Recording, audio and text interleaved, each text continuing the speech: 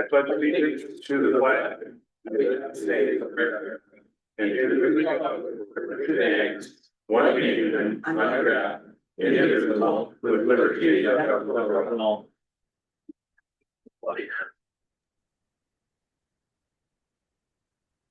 Roll call, please. Hepatitis, Here. Hankin, Excuse. Gilmore, Here. Gross, Here. Here. Paulson, Here. Hauser. Here. Reinhardt, Here. Justin. Excuse.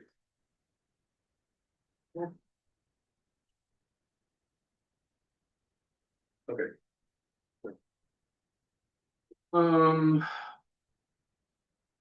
Do we have a motion to approve the agenda? I'll make that motion to approve the agenda, Wayne. Right? Second. Then moved and seconded to approve the agenda. All those in favor say aye. Opposed? Motion carried. Before we do approval of minutes, I noticed there needs to be a correction in the special board meeting minutes of September 24th. Is that? About the closed session. Oh. Yeah, close session. Okay.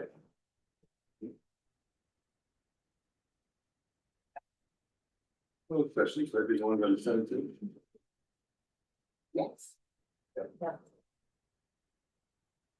It's had that Emberitis and Gilmore attended in the meeting with the Wyoming County Commissioners. That should be Pascal and Gilmore.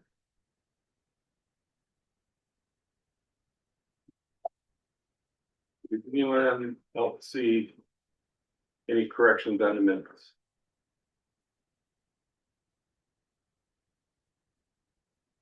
Okay, do we have a motion to approve? Make a motion to approve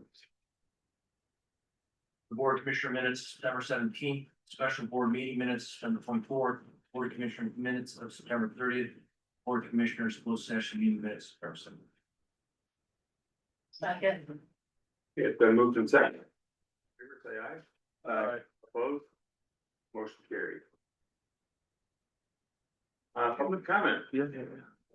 Grab deal. Oh, definitely. Can you believe it? I come here finally. I It's been a while since I've been here and I don't have a public comment. Wow. Oh, We'll note that in. okay. Okay. If not, we will move along. Don't have an administrator's report. Kate, can you give me your airport report now because our guest speakers aren't here currently? Well.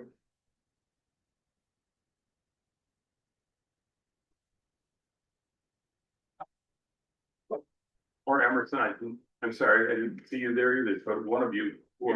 I got it. Okay.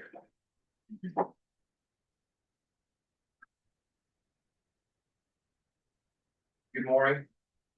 I am Gabe Amberleis, I'm the committee chair for the airport committee of the Clark County Board of Commissioners. This is the annual report for MCL 123.66A. So I only have a couple slides, please, the next one. Those of you that know, that's our airport. The yellow is a general depiction of our boundaries. Our airport manager, our new airport manager is Emerson Ford. Next slide. Here's the agenda. I'm talking about some external grants, some internal funding, and then some future development plans, designs and plans. The picture at the top is from our fly-in, just occurred last Saturday. Those two individuals flew up from Alma. The picture on the right is a Coast Guard helicopter that visited us a couple of weeks ago during the summertime. Next slide, please.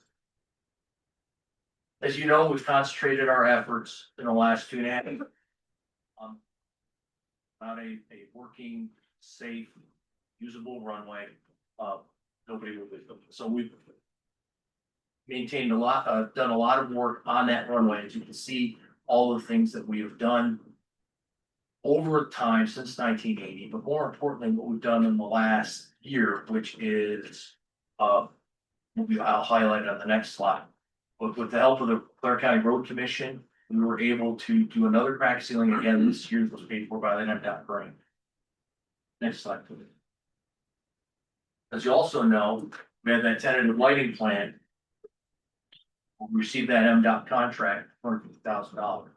Within that, we were able to allocate some of the money towards the crack sealing. Because both combined projects, the lighting plan and the crack sealing, did not exceed the $250,000 grant, so MDOT allowed us to utilize the money for both projects.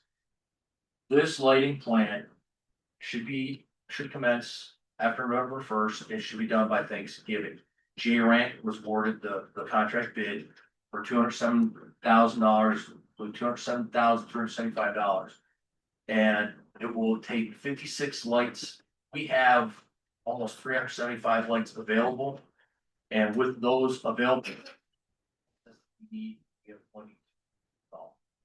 It will also give us an internally lit wind cone and an obstruction light. With a terminal with a working phone and sanitary facilities would qualify us as a general use airport, general utility airport. Next slide, please. Speaking of our terminal, this is the current state of the terminal. Emerson Porter's been working diligently to get quotes to see if we can get that fixed. Unfortunately, the Army National Guard has been deployed and is unable to assist us at this time, at least until 26-27 timeframe when they return. I have a meeting tentatively scheduled with the Army National Guard down at Lansing to see if we can move that timeline up. Next slide, please. Some external items that we've worked on in the last year. A lot of this with Mid-Michigan Development Corporation, as well as with Lord Phelps, our administrator. We tried to get a rural prosperity grant that would have paid for an economic impact assessment. That assessment is needed for us to submit for Economic Development Administration grants from the federal government. Fortunately, we did not get that rural prosperity grant. We'll try again in the future. We also put in for an MDOT Aviation Education and Workforce Development Grant. Now, the paperwork wasn't exactly clear on how much that was. I understood it as $50,000 per applicant. It was $50,000 for the entire state in 5 grants, totaling $10,000 each. So our application was not on point. It was focused to what MDOT was looking for. So we did not get that. But that did open up some discussions with Eric Johnson of the CTE and some other interested parties that would like to help us figure out how we help high school students in our area get aviation maintenance and aviation maintenance experience, and then choose that as a career field. So that's a good outcome of not getting that grant, unfortunately. We also, as you all were here and listened to Hillary Hoos from MDOT give us the economic benefits analysis, and that provided us some clarity on how much our airport provides economic benefit to the community. And lastly, on this slide is the 2025 state block grant program has been announced. The way I read the state budget, it looks like there's a one-time state appropriation of $5.75 million towards general aviation airports. Again, MDOT has not announced specifically how that will work. Last year, there were 4 tranches. That's how we got the lighting grant. That's how we got the crack sealing grant. So we'll see if we're able to qualify for grants again this year. So stay tuned for that. Next slide, which is the money slide for this presentation, is what our short range plan looks like going forward. Nothing in specific order other than the things that have already been agreed upon: the standard lighting, segmented circle electric windsock, and repair and relocate the tetrahedron. All that will go where that little blue donut is. So we're going to relocate that from where it is now, which is really not in the right spot to provide wind readings for pilots utilizing 927 or 1836 runways. We've been trying to find a fuel tank. I believe that, after discussions by the board, that we need revenue. We need revenue for the airport. I'm trying to find a tank. Mark Lowley down in Clare is looking for us. We believe we found one. We're trying to confirm that it's a double wall tank. If it's single walled, we can't use it, but if it's a double wall, then we can repurpose it for aviation gas, aviation fuel. We of course also have the persistent agenda item of trying to redo our turf runway. That has been something that Emerson's been focused on, and it's got quite a few bids on that and potential courses of action. We'd also like to look at paving taxiways A and B, so A is the top one, B is the bottom red one. And that would provide for better transit for aircraft over towards the airport restaurant and to where we believe that we might put the fuel station. Understand that during the fly-in, we had an RV6 fly-in. And his landing gear are not necessarily made for turf, let alone bad turf, and it was very evident that we need to do something about our taxi routes. We'd also obviously talked about the airport terminal, finishing that and getting that up and running. Because that is where the airport manager, that's his duty station, that's where he's at, and we need to fix that, so he had. And running water. We also would like to do electric powered all hangars. We need to make sure that that is safely done, that all hangars are powered. So if they ever want to install bifold hangar doors, they have the power to do so. And the last thing is, if you look toward the bottom left of the slide picture, you'll see that yellow airport west access road. That's right by animal control. That road, I believe, is, we need to redo that. The Army Guard looked at it, road commissions looked at it, and I believe that is something that we need to repair. There is a road there, it's just overgrown, it's in a state of great disrepair. And I believe since we've closed the diagonal runway, that would provide for some area for either dirt dashes, to other type of events, aviation related, drone racing, some other things that will provide revenue for the airport. And that is a minor cost to open up a lot of new opportunities. So next slide, please. So if any of your questions, that's the Area Pilot Association website, Harrison, APA.org. If you have any questions, I'm going to entertain them right now. Any questions for Gabe? Thank you, Gabe. Thank you very much. Okay, Katie, you next. Great.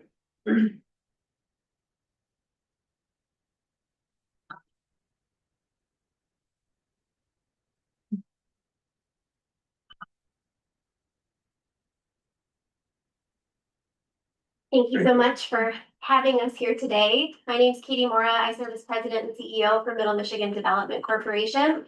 And I have Allison Heinrich joining me today. She's our director of business development and attraction. She's handing out our annual report from 2024. And then we also have some information for 2025 as well that we'll be providing.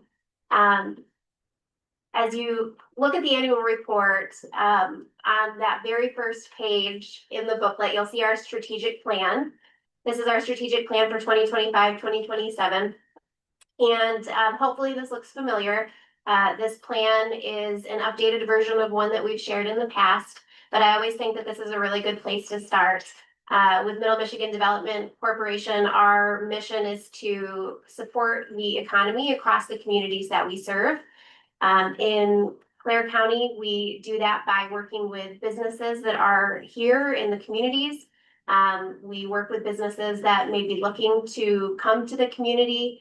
And we also work with our municipal partners to be able to provide a pathway towards a variety of quality of life improvements. So that this is a place where people want to stay and their kids want to stay and their grandkids want to stay. And it's just a bright and shining place within the state of Michigan. So our strategic plan kind of outlines some of the pillars that we focus on as an organization so that we can do the work that we do. In this booklet on the next page, you'll see a note from the team that we had at the beginning of 2025.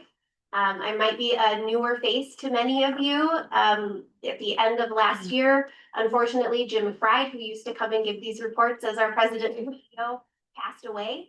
And so we wanted to make sure that we honored him in a way that reflected the great legacy that he left us. And so our letter here from the MMDC team really highlights the work that we had done in that last year, but also paid respect to Jim, who again, unfortunately passed away. And then early this year, I moved into this role after serving as vice president for the last 4 years and have been with the organization for about 10. And in the annual report, so every year we try to highlight some of the different projects that we've had the privilege to work on and support. And so hopefully this serves as a really nice guide to kind of showcase what economic development looks like across Clare County, but also Isabella and Osceola, which are the two other counties that we serve. You'll notice that on page 3, we have some of our local impacts that we're sharing. One of the key initiatives that we have is to try to bring funds into our communities. So providing a return on investment, both on behalf of our partners and our investors. You'll see that through the work that we've done and the visits that we've made to local companies, we've been able to report a total local investment in 2024 of 33.9 million. And then through our grant work that we do, we've been able to bring in about 8.2 million into the region through the work that we've done. Last year, we were able to host a legislative tour here in the city of Harrison at the hub, which we were able to get some funding to be able to revitalize and do some revisioning there. We brought in some of our state legislators to hear about some of our Match on Main recipients and the successes of our small business work that we've done. Additionally, I've taken a lot of the roles that Jim had at the state level as well, so that I can go and represent our counties well in a state capacity. So working with the MEDC, with the Michigan Economic Developers Association. I sit on the advisory council for the Small Business Development Center as well for the state, but really trying to make sure that we're advocating on behalf of our communities as much as I possibly can so we can get resources directed here. On page 9, a couple of the projects that we were very fortunate to be a part of here in Clare County. My Michigan Health breaking ground on their new facility in the city of Clare, and then Northern Logistics adding a training facility to their Clare County location. We also were able to recognize one of our Clare County businesses at our annual meeting last year. Wildflower and Wren received our Clare County Small Business Award for the year, which we were really excited to provide to her for all the work that she's done with some of the events that she plans. We've also been able to provide Match on Main funding, which I mentioned we had highlighted to the legislators at our legislative event, because a lot of those have been in Clare County, which we're really excited about. On page 16, we highlight the one that the Lynx received. They received $25,000 to do a renovation of their building, which in the booklet you can see the before and after, which is pretty amazing to see the work that they put into that. And then the Market on McEwen is another business in Clare, city of Clare, that we were able to provide some funding to as well.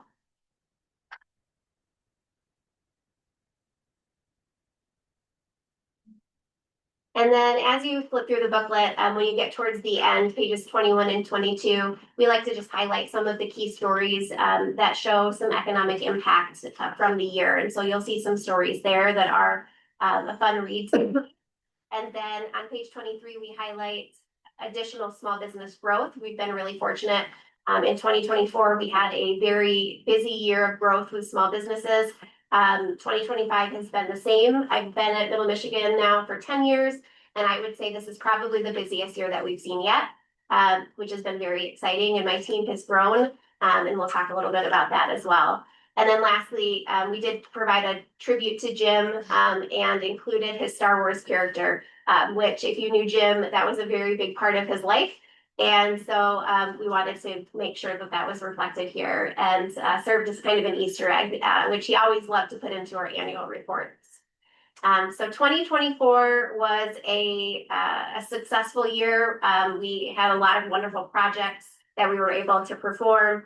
2025, now that we're in October, I wanted to make sure we provided some highlights from this year as well. And I'm going to turn it over to Allison to highlight some of our key projects from 2025.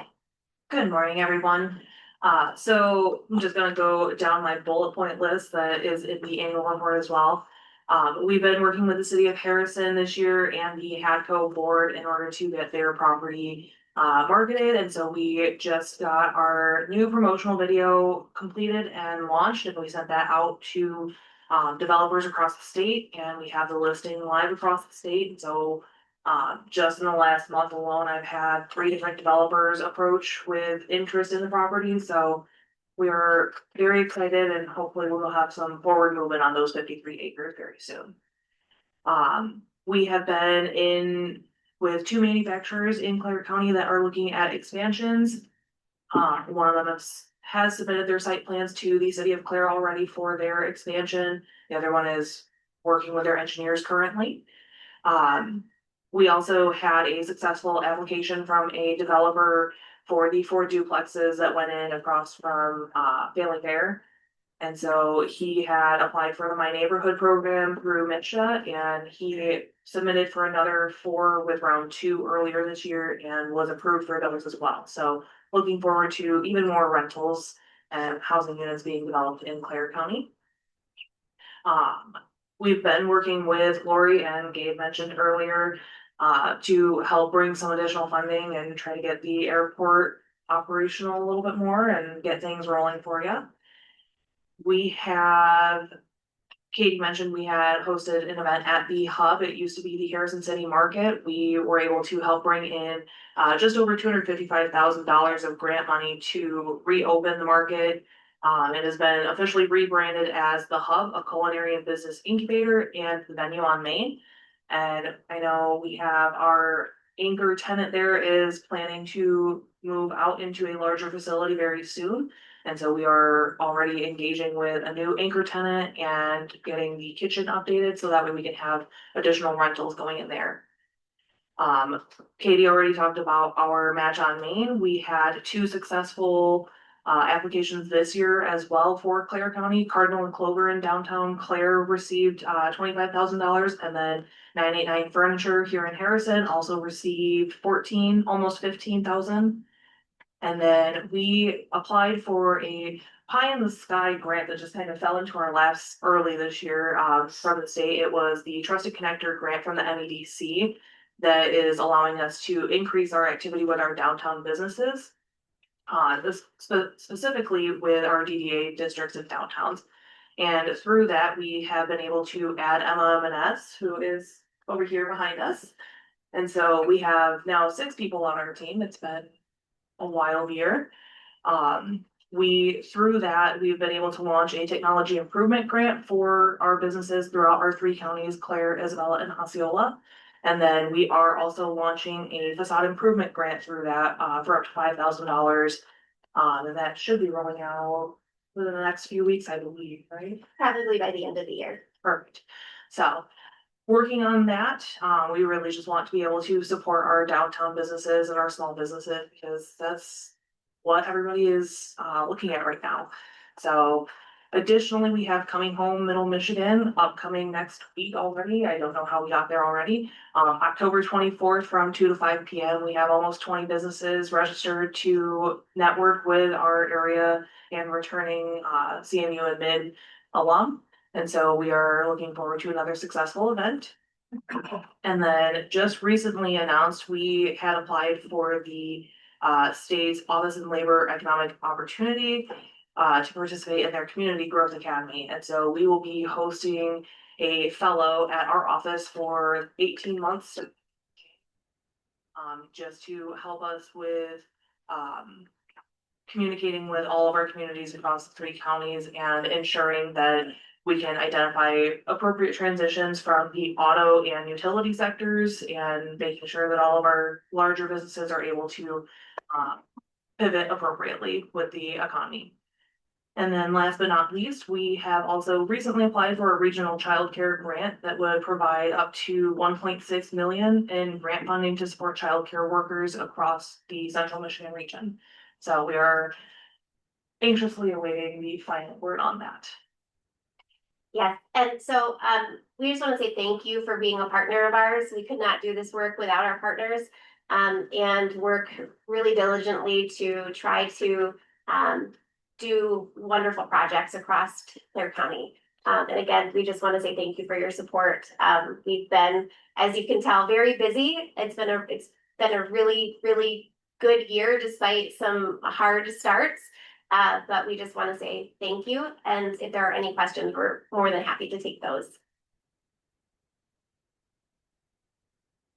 Questions? Okay, thank you so much. Thank you. Okay. Okay, next is Pete Preston from Equalization. Good morning, thank you. And that's for private. Yes, today you're considering the apportionment report. That is where all the local units, including the school district and any other tax levying entity, reports by September 30th on the 4029 form, what they intend to levy. You yourself, as a levying body, you also do the 4029 and say how much that you're going to levy. All that's compiled in what's called the apportionment report. That needs to be signed by the director and submitted to the state tax commission by the end of the year. But essentially, by approving this document, you're authorizing that you reviewed it, that our office has reviewed it, and you approve of the spread of millages by the local units.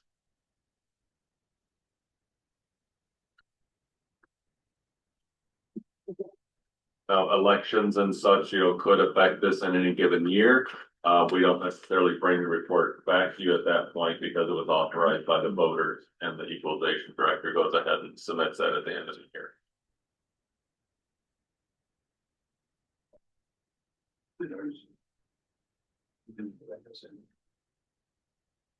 No.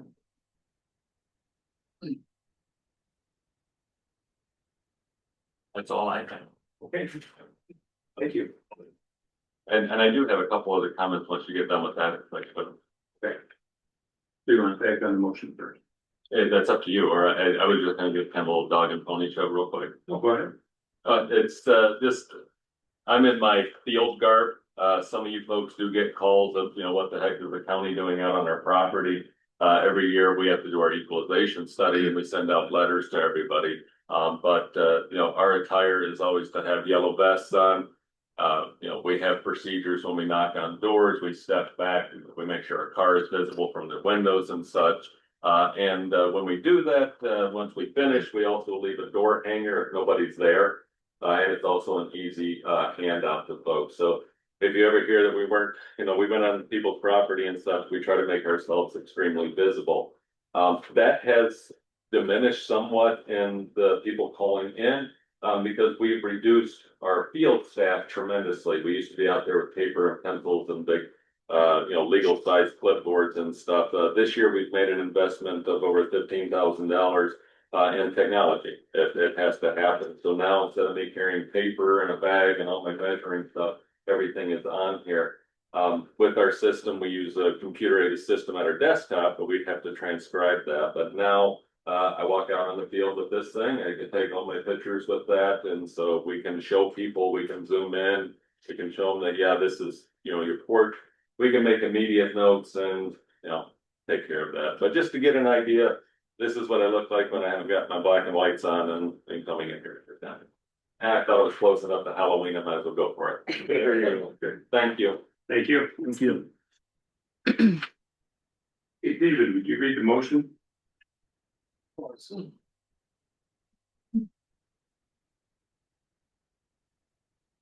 Motion to accept the apportionment report as presented and authorize the equalization record to spread the tax rate. Second. Been moved and seconded. Is there any discussion? Okay, roll call, please. Gross. Yes. Haskell. Yes. Anderson. Yes. Reinhardt. Yes. Hauser. Yes. Oakley. Yes. Gilmore. Yes.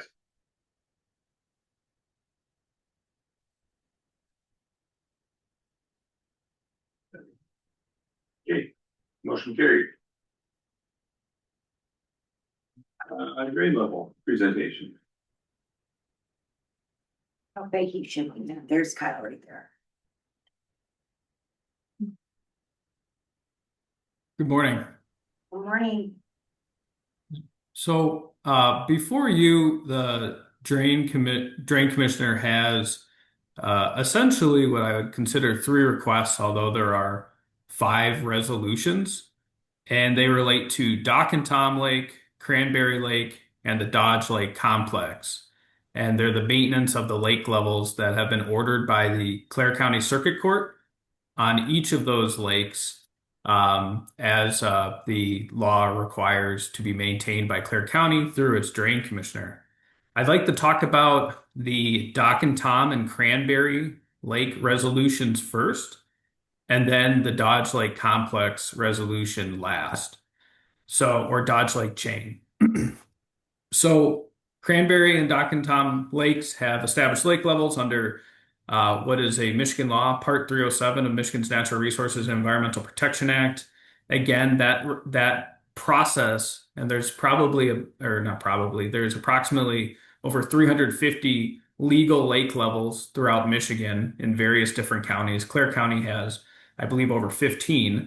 But in that process, the circuit court sets lake levels and names properties that can be assessed to pay for infrastructure to maintain those lake levels. So, for a lack of better words, the dams or impoundment or lake level control structures, so it might be a culvert, might be pumps that attempt to, understanding that you can't totally control Mother Nature, but attempt to reasonably maintain those lake levels throughout the county.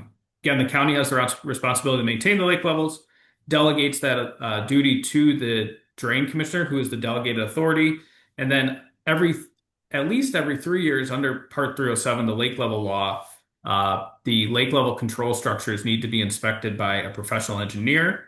The engineer notes items that may need to be monitored, may need to be fixed, and then that is submitted to Michigan's Department of Environment, Great Lakes, and Energy Dam Safety Division, and they review the reports, and in some cases they may make recommendations, and they have regulatory authority over the county as to what they believe should be fixed or what needs to be fixed. And in that case, that has happened for 2 of these lakes. So there has been, after the Midland Dam failures, more scrutiny on ensuring that lake level control structures are maintained properly. From working with the county for a number of years, I know the county has always taken maintenance of these structures seriously, but there is even a closer eye on it. I believe you had a PowerPoint that explains the items that were found with Dock and Tom and Cranberry Lake to be improved. But for summary, Cranberry Lake and the outlet pipe failed. It's a steel pipe, kind of encased by concrete. There's the pipe is basically at its useful life, needs to be replaced. That lake level was established in 1980. I'm assuming the structure was probably made similar time frame. Dock and Tom Lake, there was multiple inspection reports that noted potential inadequacies of the spillway capacity for a 100-year storm. And then Eagle essentially sent a letter that says you need to make that improvement to ensure that it meets the 100-year storm requirement. If in the event that there was some failure that it can accommodate, or not failure, but large storm event, that spillway can adequately accommodate that. I do want to say, of course, it is a very serious matter. Midland Dam failures, these are different situations. However, the lakes would look dramatically different if you didn't have this infrastructure, at least to my understanding. I'm not an engineer, but that is my understanding, that these impoundments, like properties, would be affected and so forth. You may not have what you would consider a lake. So after recognizing what has been essentially ordered or recommended to be fixed, Drain Commissioner adhered to the bidding requirements in Part 307 to offer the work for bid. I've provided information to the board in, I think, greater detail. Happy to answer any questions about that. October 7th, had public hearings on both lakes. Mailing notices were sent out to everybody proposed to be assessed. 2 publications in the newspaper, and then the drain office went above and beyond the notice requirements, where dedicated call-in line for folks that can't attend the meeting during the day, which is reasonable, and as well as a dedicated email line for just these projects, where multiple calls, multiple emails were answered. Some were just asking for information about the project. Some said, hey, I looked at the assessment roll and you have my property coded as a lakefront property. It's actually a backlot. So there were some minor changes made like that. But overall, I think it was successful in the way to communicate with the residents. So before you, for these two requests, or these two lakes, Cranberry Lake and Dock and Tom Lake, you have 4 resolutions. The first set of resolutions would approve the assessment roll and computation of costs as recommended by the drain commissioner. And then the second resolution would essentially approve full faith and credit for the financing in order to have the lump sum of money to do these projects, where the special assessments would repay that back. The computation of costs for these projects is a hard and firm number. They're based on bids that the drain commissioner has received. At this point, I'm going to pause and see if anybody has any questions about Dock and Tom or Cranberry Lakes.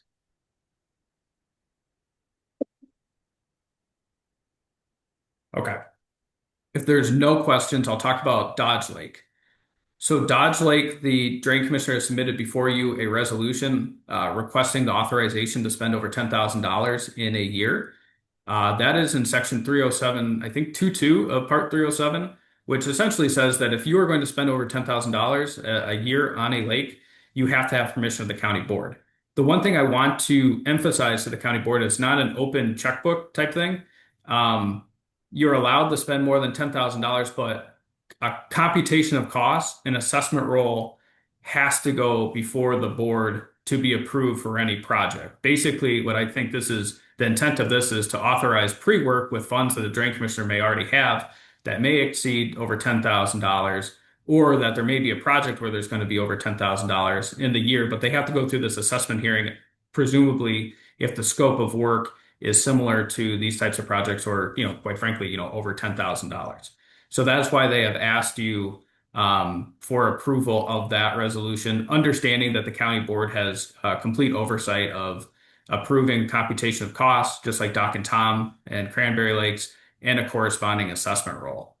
And the intent would be for the work to happen that may need to happen for that lake to be approved by the county board and to be assessed in the same manner by the property owners, by the special assessment district established by the court for that reason. That special assessment district was last updated in 2022, based on my memory here, and so it should be satisfactory to do that. And it's for Dodge Lake, it's a large special assessment district, given the number of properties in that chain of lakes.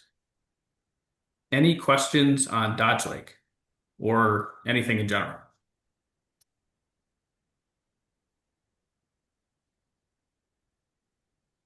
Okay, if there's no questions, I'm happy to be available in the event any come up during board discussion. We would ask for approval of all the resolutions by roll call vote.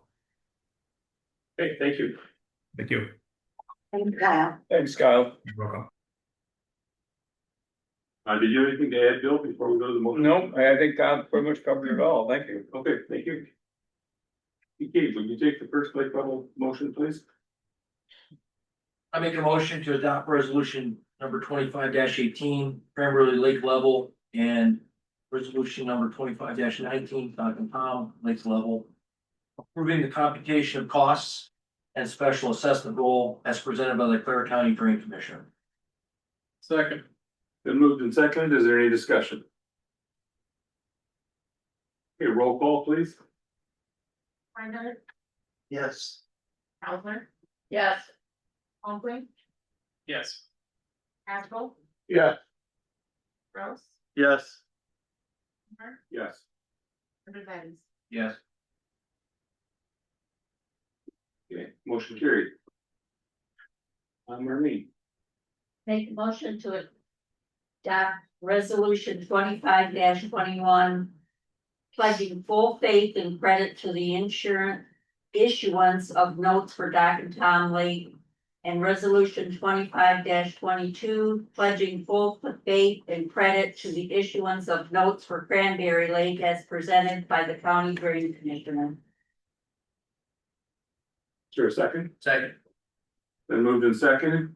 Any discussion? Roll call, please. Everybody, Yes. Gilmore, Yes. Gross, Yes. Haskell, Yes. Oakley, Yes. Hauser, Yes. Einhardt. Yes. Okay, motion carried. Jack, could you take the next one, please?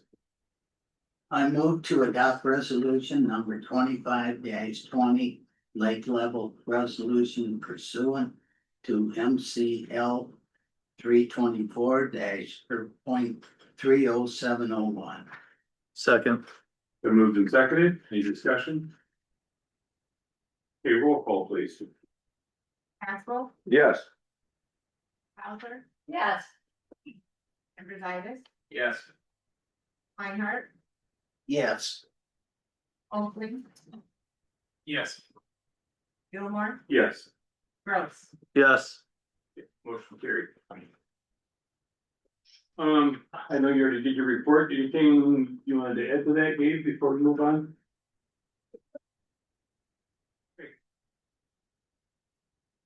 Okay.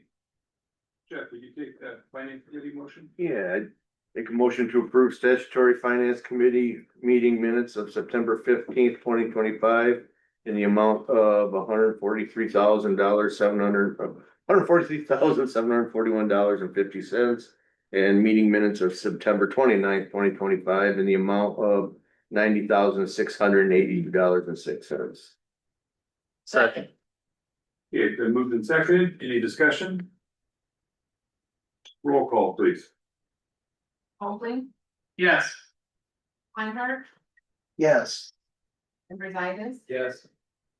Gross, Yes. Gilmore, Yes. Haskell, Yes. Hauser. Yes. Okay, motion carries. Jacob.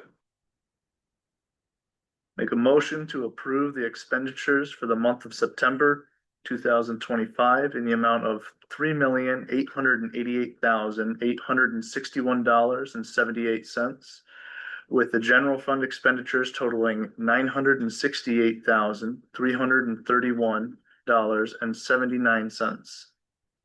Second. Been moved and seconded. Any discussion? Roll call, please. Hauser, Yes. Gilmore, Yes. Einhardt, Yes. Gross, Yes. Andrewsaitis, Yes. Oakley, Yes. Haskell.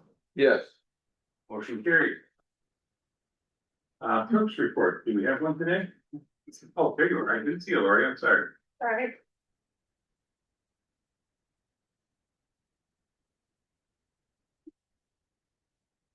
Good morning. Good morning. Morning. So the November 4th, 2025 election is all set and ready to go. The public accuracy testing is underway.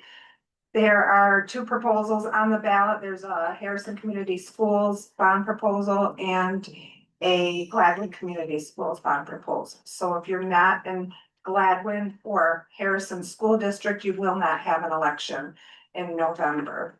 We are gearing up already for the 2026 election. There's been a lot of training over the summer with Bureau of Elections. They've held multiple trainings. And we're really digging into the security aspect and being prepared for disasters. So we're working hard on developing those plans and implementing them. Election inspector training will take place this week. That election inspectors are the technical term for election workers. And we do trainings every time there's an election. Within 20 days of the election, we do training for those. So we have two classes going this week to get those election inspectors certified for the election in November. Dominion voting equipment. Everyone is familiar with them. We have Dominion voting equipment in Clare County. Dominion has sold their business to Liberty Vote. So now we have Liberty Vote equipment instead of Dominion equipment. It is the same equipment. They did not replace it. We do still have the same vendor, Election Source. They manage the equipment for us and maintain it. And we did see Liberty Vote at our clerk conference this year. They had a lot of new equipment out there. And as always, we have the option of purchasing new equipment. We're not in a position right now to do that. If the state says they will pay for it like they did 10 years ago, we will look at purchasing new equipment. Unless they do pay for it, that's not an option for us at this time. And then the Michigan Association of County Clerks had a special meeting yesterday, a virtual special meeting, and we unanimously passed a resolution opposing the ranked choice voting proposal that is out there right now. The petitions are being circulated for that. We oppose this proposal because it conflicts with the state constitution. We have concerns over the length of the ballot and increased voter confusion and a delay in providing election results. If you have questions about the ranked choice voting, I'd be happy to meet with you and discuss what that is and specifically why we oppose it. That's all I have today. Any questions? Okay, thank you. Thank you. Treasurer's report. Good morning, everyone.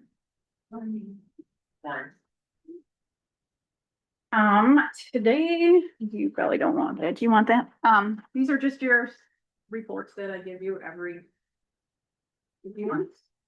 And, Lori and her magnificent team and myself are trying to wrap up the year end.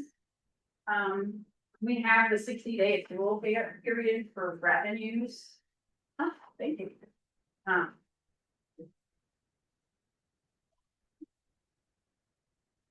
You're welcome.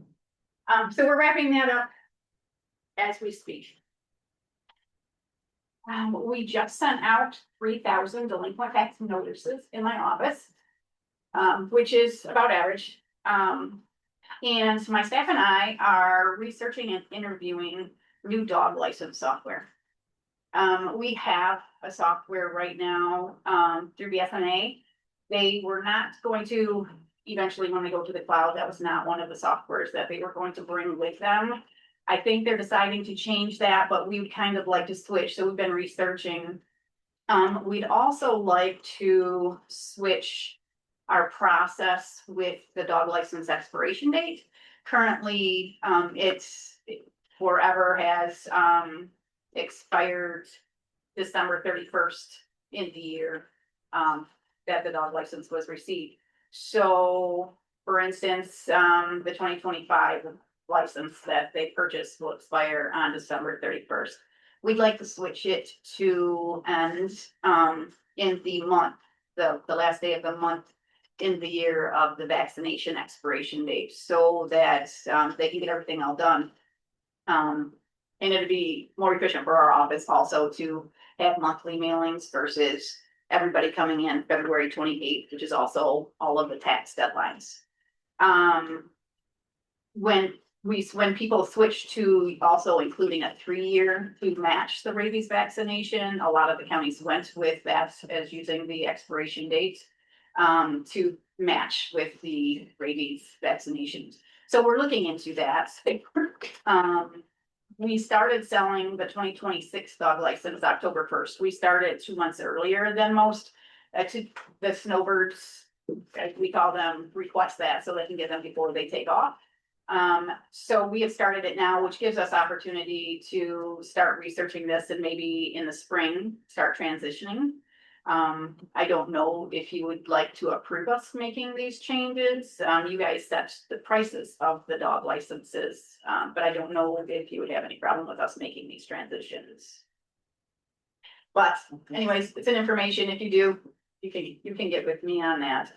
We think it'll be really helpful for everybody and maybe be able to bring some other people to sell the dog licenses as well. We're thinking about trying to do that too. Meaning maybe that we can get some of the local veterinarians to help us out because they sell the vaccination, so we can kind of go have hand in hand. And there's probably a whole lot else, but for now, that's it for me. unless you guys have any questions. The year end is too early to really call at this time. I mean, we're still. Okay. We're good. Yeah. So, but it's too soon to give you any definite information, but Okay, thanks, Jenny. thank you. Hey, chair report. I've just been attending my meetings. Our administrator did a wonderful job getting our contract settled and our budget prepared for next year. I don't really have anything else to report.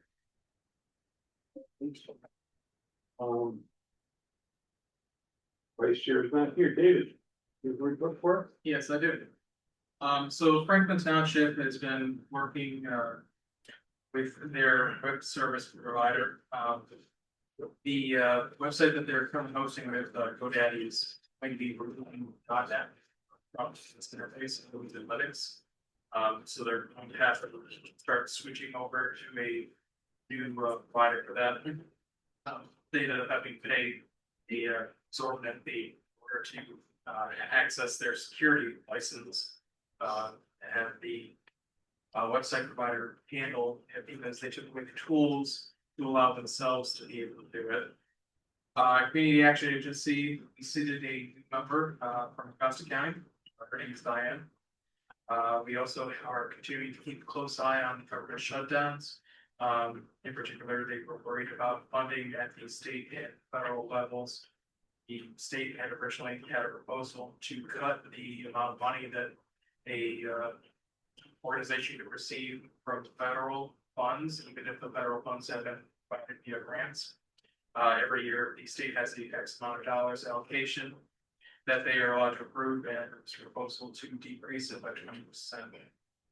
20%. With the state shutdown ended and the federal one still going on, we're still keeping an eye on it, but it's interesting. Summerfield had a motion to do a blight abatement, and they added a payment to their new ZBA board. And Hamilton Township continued to work on its park. There was one bid for the playground equipment and the other as specs of the park. They also continued working on their updating of policies. And then I would like to invite all of you on October 31st, the Hamilton Township parking lot, there's going to be a trunk or treat, and that's going to be from 5:30 to 7. Thank you, that's all. Thanks, David. Yes, good morning. I just wanna again reiterate the flying. It was a great event. The weather held. We had 11 aircraft participate. Of those, 10 were planes. One was a helicopter. Brand new Bell 505 flew up from Flint. That was quite a treat. And then of those planes, a lot of them came, like I said earlier, from Alma, Pinconning, Cadillac, Flint, and Owasso. So we had quite a diverse group that arrived from throughout the state and supported the flying. That flying was advertised through the airport manager network. So that flyer that Emerson created was found pretty much at every airport in the state. We had 12 volunteers that participated from the local community. Some of them are here in attendance today, so I want to thank them. And I also like to thank all the businesses that supported. We had additional businesses that came out to support us and donate funds to help the Harrison Area Pilots Association hold the event. So I'd just like to reiterate thanks to the community for their support. Another item for chair is that I've contacted Senator Hobbs' office and Representative Tom Quince's office, as well as the road commission regarding the road repairs to Business Route 127 from the Bud Lake Bar down to the South Interchange. There are 3 spots that I believe are safety issues, and I think Jack would probably concur with this. The center lane turn lane disappears in front of the Tractor Supply Company, causing potential problems there. There's been an accident there once before, thankfully no fatalities. The other one is in front of Mott's up North Venue. That spot is also center lane turn lane disappeared. It's a high rate of speed. And then the last one is the My Michigan Health, Central Michigan Health Park. There are no bypass lanes like the ones they created down at the CTE and in front of Mid-Michigan College. So I've asked them to look at that. MDOT is aware. We just need to find the funding. So I just wanted to put that on your radar, this board to know what I'm doing. That's all from our report. Thank you. Harleen? I just have a couple comments. I wanna thank Gabe for being very transparent with the airport. He's doing a very good job with it, and I wanna comment on that. Also, the transit, they have put in 3 EV charging stations. One at level 3, which I'm not sure what the level means, and 2 at level 2. And they are waiting for an okay through MDOT to order an electric bus for the county. And also Reading Township, I am hearing that they do have a full board now. And meeting is tonight, so I'll be attending that. And Freeman Township is hiring a supervisor this month to replace the one that resigned, and that's all I have. Okay, thank you. Jan? I don't have a lot, but I will say the first solar cells in our county are just about to get started over in Arthur Township. But I understand there's, well, myself, I got a proposal in the mail here in the last couple of weeks. If I would be interested in windmills. So there's going to be another run on solar cells and windmills in Clare County, so.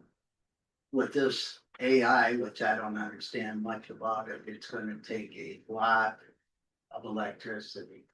So consumers in DTE are working, you will see if you're down on Clare Avenue down there by Beaverton Road, they're putting in the for the tree power. So anyway, we're gonna be hearing more about that. With my travels throughout the state, I just can't believe the number of solar cells that are going. Big farms, we'll see how it all works out. That's it. Jeff?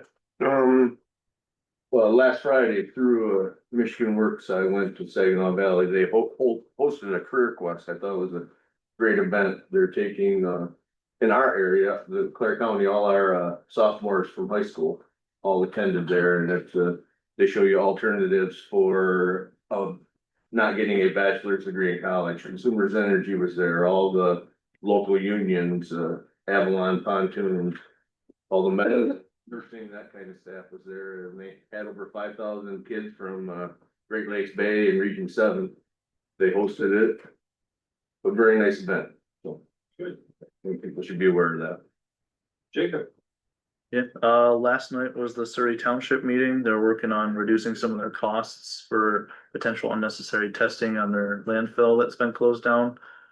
I have my substance use disorder policy oversight board meeting tonight, which is every other month on the third Wednesday. So that's at 4 o'clock down in Lansing. So hoping that things are going well. There's a lot of the discussion that overlaps with what we hear about here with the reconfiguring and the combining of a lot of the counties for the PHP and the privatization and all that stuff. So I'm hoping that there's some more insight that they have, being right in the thick of trying to figure out what's going on and what that means for funding and for the mental health facilities. Okay, thank you. Public comment. Randy? Yeah, I think the ladies did a nice presentation about the grants, just kind of in between. I just asked them a couple of questions because I wanted to make sure that I was speaking right. But it is my understanding after speaking with them, you know, the grant money is taxpayer money. And it's, you know, I find myself at odds with this because I'm not opposed to building up the downtown area. But I mean, we're talking about grant money that doesn't have to be paid back, that goes to businesses right for profit. And in a sense, you know, businesses can use money to fix their place up, increase the value substantially. sell their property, make a bunch of money, and the taxpayers don't have to be paid back for that. I guess maybe that's more of a question for a legislator. I just find myself at odds with, public money being used in such a way. And then, that's just a general, I have mixed feelings about it. And then to, what Lori said about Dominion. Dominion voting name was not chosen. That's just not a random name they chose. I won't speak very highly on the domain voting systems. In fact, I believe what our federal government did to Tina Peters is a severe injustice, and I hope at some point she will be exonerated. That's all I gotta say. Okay, thank you. Any other public comments? Yes, Melissa, Well, I'll state your name in case just Keisha doesn't know you. Melissa Wheatley. Well, with the treasurer's report and 3,000 people, delinquent in their taxes, and last year there was, 200 families that had to have help from the, place in Clare. What is that? That's because they couldn't pay their taxes, so, that the place by the Moose in Clare, what's the name of it? Michigan Community Action. Michigan Community Action had to help 200 people last year that couldn't pay their taxes, and I've been doing Ask My Tax, and I come across a lot of people that are really having a hard time paying their property taxes. And if you look at the economy, with insurance is going way up, and with the insurance, also, you might have $1,000 deductible. So if you have an issue that's $500, the deductible, you're gonna have to pay that out of your pocket. The electric bills are all going up, and they're not gonna stop.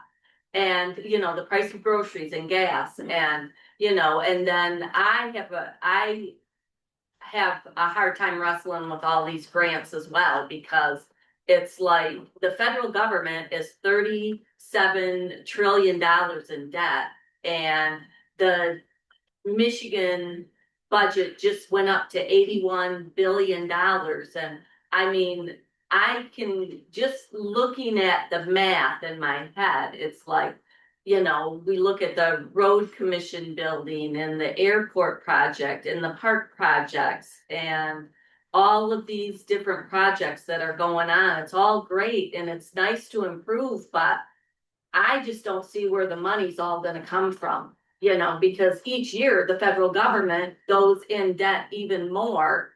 And so the math doesn't make sense to me. Let's just put it that way. Thank you. Any other public comments? Okay. Do we have any unfinished or new business? Then do we have a motion to adjourn? I'll second. Moved in second to adjourn. All those in favor say aye. Aye. Both. We are adjourned.